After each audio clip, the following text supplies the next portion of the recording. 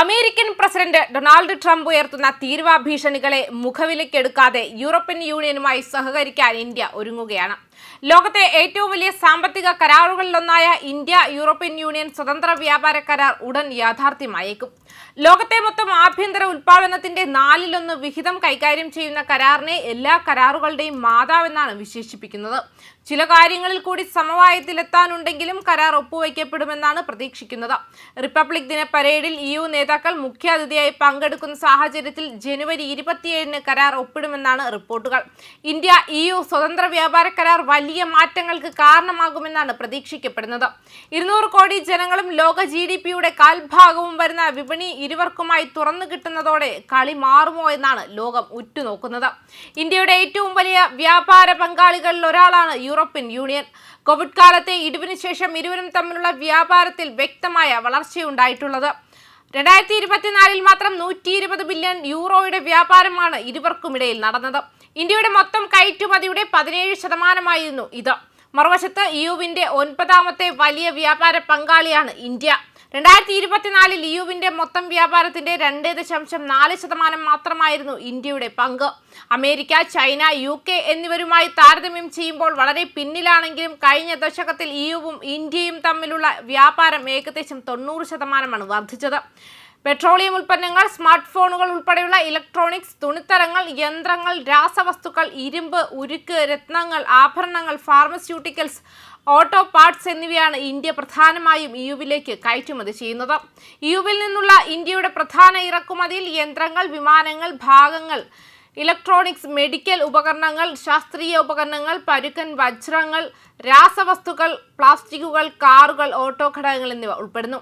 കഴിഞ്ഞ വർഷം യൂറോപ്യൻ യൂണിയനിലേക്കുള്ള ഇന്ത്യയുടെ കയറ്റുമതി ഗണ്യമായി വർദ്ധിച്ചു. പക്ഷേ ഇറക്കുമതിയിൽ നേരിയ വർധനവാണ് ഉണ്ടായത്.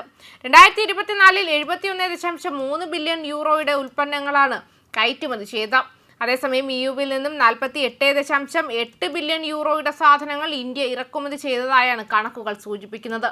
ഇന്ത്യയും EUവും തമ്മിലുള്ള ബന്ധം വ്യാപാരത്തിൽ മാത്രം ഒതുങ്ങുന്നില്ല. EUവിന്റെ കണക്കനുസരിച്ച് ഏകദേശം 6000 യൂറോപ്യൻ കമ്പനികൾ ഇന്ത്യയിൽ പ്രവർത്തിക്കുന്നു. ഇന്ത്യയിലെ EUവിന്റെ നേരിട്ടുള്ള വിദേശ നിക്ഷേപത്തിലും വലിയ വർധനവുണ്ടായിട്ടുണ്ട്. 2000 ഏപ്രിലിനും 2024 സെപ്റ്റംബറിനും ഇടയിൽ EUവിൽ നിന്നും ഇന്ത്യയിലേക്കുള്ള മൊത്തം FDI $117.4 ബില്യൺ ആയിരുന്നു. Netherlands, Germany, France, Spain, Belgium എന്നിവരാണ് ഇന്ത്യയിലെ ഏറ്റവും വലിയ യൂറോപ്യൻ യൂണിയൻ നിക്ഷേപകർ.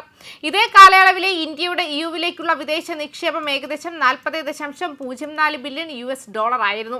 യൂറോപ്യൻ യൂണിയനും ഇന്ത്യയും തമ്മിലുള്ള വ്യാപാര കരാർ ഇറക്കുമതി തീരുവകൾ കുറയ്ക്കുകയോ ഇല്ലാതാക്കുകയോ ചെയ്യുന്നു.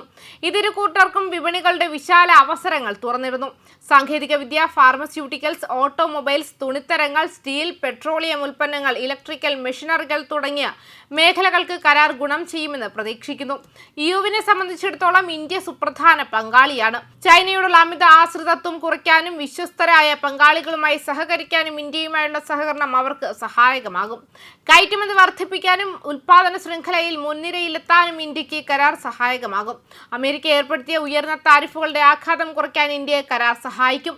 യൂറോപ്പിലേക്കുള്ള കയറ്റുമതിക്ക് ഇന്ത്യക്ക് നിലവിൽ താരതമ്യേന കുറഞ്ഞ താരിഫുകളാണുള്ളത്. പക്ഷേ തുണിത്തരങ്ങൾ, വസ്ത്രങ്ങൾ തുടങ്ങിയ പ്രധാന മേഖലകൾ ഇപ്പോഴും ഏകദേശം 10% തീരുവ നേരിടുന്നു. ഇവ നീക്കം ചെയ്യുന്നത് വസ്ത്രങ്ങൾ, തുകൽ, പാദരക്ഷകൾ, അമേരിക്കൻ തീരുവ കൊണ്ട് സമ്മർദ്ദം നേരിടുന്ന മറ്റു മേഖലകൾ എന്നിവയ്ക്ക് നേരിട്ട് ഗുണം ചെയ്യും. ചരക്കുകൾക്ക് പുറമെ സേവന മേഖലകളും ഇന്ത്യയുടെ താൽപ്പര്യങ്ങളുടെ കേന്ദ്ര ബിന്ദുവാണ്. IT ഉൾപ്പെടെയുള്ള സേവന മേഖലകൾക്ക് തുറന്നു കിട്ടുന്ന അവസരങ്ങൾ US വിപണിയെ അമിതമായി ആശ്രയിക്കുന്നത് ഒഴിവാക്കാൻ ഇന്ത്യയെ സഹായിക്കും. അമേരിക്കയെ മാത്രമല്ല യൂറോപ്പിലേക്കുള്ള കയറ്റുമതി വികസിപ്പിക്കുന്നത് വഴി ചൈനയെ ആശ്രയിക്കുന്നത് കുറയ്ക്കാനുള്ള തന്ത്രപരമായ അവസരം ഇന്ത്യക്ക് FTA നൽകുന്നു. സാമ്പത്തികമായി മാത്രമല്ല രാഷ്ട്രീയമായും വലിയ മാറ്റങ്ങൾക്കും കരാർ കാരണമാകുമെന്നാണ് പ്രതീക്ഷിക്കപ്പെടുന്നത്. ചൈന, റഷ്യ, US തുടങ്ങിയ രാജ്യങ്ങളെ ആശ്രയിക്കുന്നത് കുറയ്ക്കാൻ കരാർ സഹായിക്കുമെന്നാണ് European commission vice president Kaja Kallas അഭിപ്രായപ്പെടുന്നത്. സ്വതന്ത്ര വ്യാപാരം ഭീഷണി നേരിടുന്ന സാഹചര്യത്തിൽ റഷ്യ, ചൈന, അമേരിക്ക തുടങ്ങിയ രാജ്യങ്ങളെ ആശ്രയിക്കുന്നത് കുറയ്ക്കാനും ഇതിലൂടെ സാധിക്കുമെന്നാണ് യൂറോപ്പിന്റെ പ്രതീക്ഷ. 200 കോടി ജനങ്ങളും ലോക GDP-യുടെ കാൽഭാഗവും വരുന്ന വിപണി ഇരു കക്ഷികൾക്കും തുറന്നു കിട്ടുന്നതോടെ കളി മാറുമെന്നാണ് പ്രതീക്ഷിക്കപ്പെടുന്നത്. വ്യാപാരത്തിന് പുറമെ പ്രതിരോധം, മെരിടൈം സുരക്ഷ, തീവ്രവാദ വിരുദ്ധ പ്രവർത്തനങ്ങൾ, ആർട്ടിഫിഷ്യൽ ഇന്റലിജൻസ് തുടങ്ങിയ മേഖലയിലും ഇന്ത്യയുമായി സഹകരിക്കാനുള്ള ഒരുക്കത്തിലാണ് യൂറോപ്യൻ യൂണിയൻ. ന്യൂസ് ഡെസ്ക് കർമ്മ ന്യൂസ്.